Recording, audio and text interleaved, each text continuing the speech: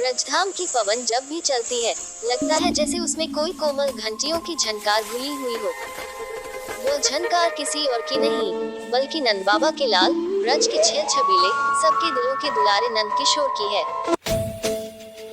कन्हैया की मुस्कान जैसे ही खिलती थी, पूरा गोकुल खिल उठता था। ग्वाल बाल उनका नाम लेते ही नाच उठते और गोपियां उन्हें देखकर अपनी सारी थकान भूल जाती। नंदगांव के आंगन में जब कन्हैया छोटे छोटे पांव धरते, तो लगता जैसे स्वयं आनंद का रूप चल रहा हो। यशोदा मैया उन्हें रोज नए नए वस्त्र पहनाती, नन्हे नन्हे कंगन पहनाती, फिर भी कन्हैया की शरारतें न रुकती।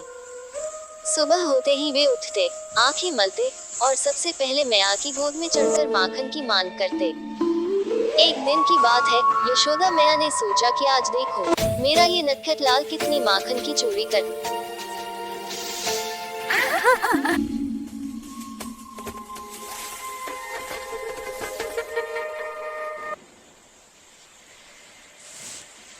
माखन की चोरी करता है। उन्होंने माखन के मटके को ऊंचे पर टांग दिया, ताकि कन्हैया ना चढ़ सके।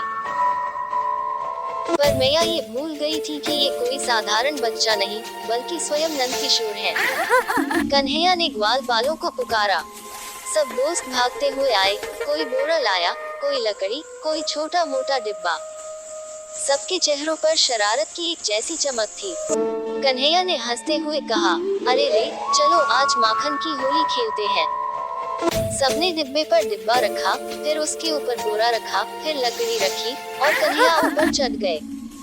इतने ऊंचाई पर जाकर भी वह बिल्कुल नहीं डरे।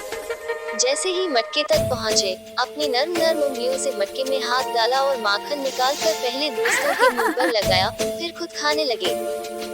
जब मैया ने देखा कि मटका खाली और बच्चे माखन में लथपथ खड़े हैं, तो गुस्से से बोली, लाल, ये तूने क्या किया?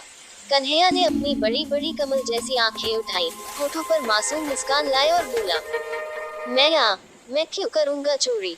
ये तो माखन खुद चलकर मेरे मुंह में आ गया। मैया हंसी रोक न सकी। वे जानती थी कि कन्हैया झूठ नहीं बोलते, पर मजाक में सच को भी शरारती अंदाज में कहते हैं।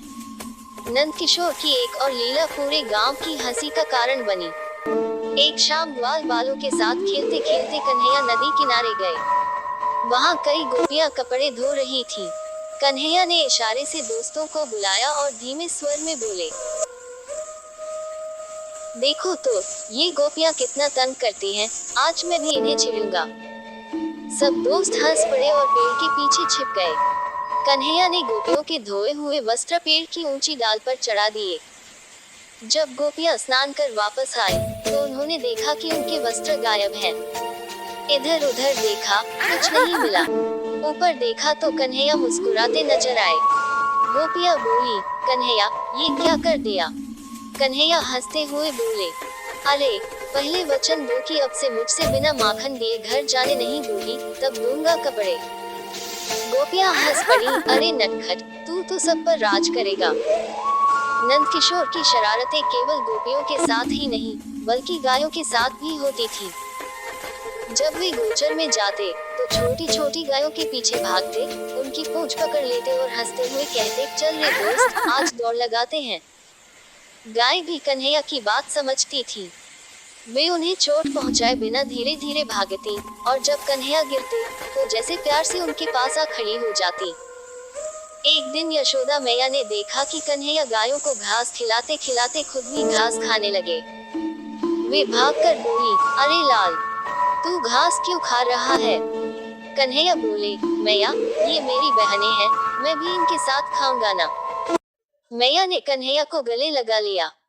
वह दृश्य इतना पवित्र था कि सबकी आंखें नम हो गई।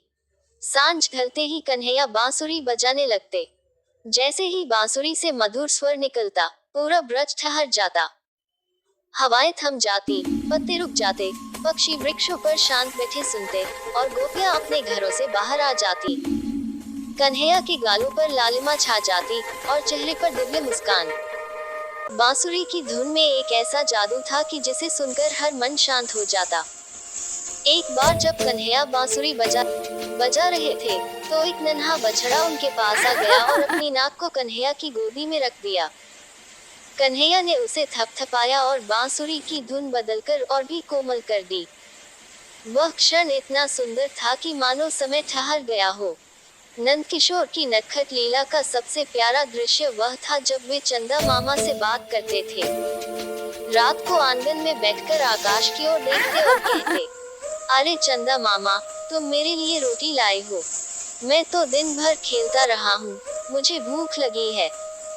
मानो चांद भी उनकी मुस्कान देखकर और उज्जवल हो जाता था।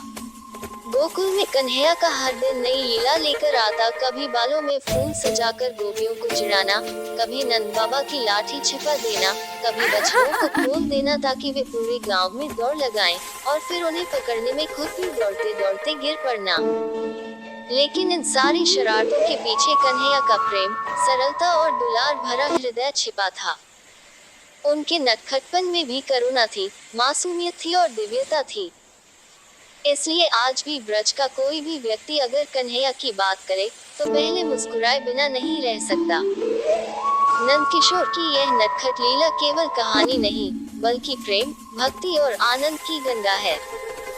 जहाँ कन्हैया है, वहाँ हंसी है, जहाँ कन्हैया है, वहाँ प्रेम है, और जहाँ कन्हैया है, वहाँ ब्रज धाम की अनंत मधुरता हमेशा बहती रहती है।